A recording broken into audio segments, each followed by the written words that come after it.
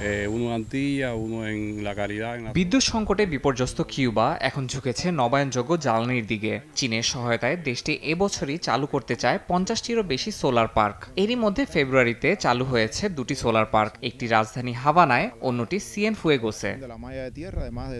চলতি মাসের মধ্যেই আরও 6টি সোলার পার্ক চালুর লক্ষ্য নির্ধারণ করেছে কিউবা। এতে উৎপাদন হবে 170 মেগাওয়াট বিদ্যুৎ। সরকারের লক্ষ্য 2030 সালের মধ্যে মোট বিদ্যুৎ উৎপাদনের 24% নবায়নযোগ্য জ্বালানি থেকে নিশ্চিত করা। বর্তমানে এর পরিমাণ 4%।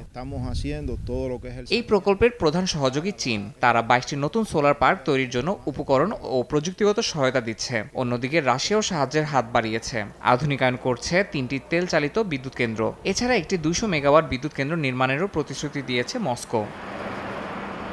কিউবার বিদ্যুৎ সংকট নতুন নয়। দেশটির দাবি, মার্কিন নিষেধাজ্ঞার কারণেই এই দুরবস্থা। তবে নবায়নযোগ্য জ্বালানির দিকে এগিয়ে গিয়ে দেশটি বিদ্যুৎ সংকট কাটিয়ে উঠতে আশাবাদী।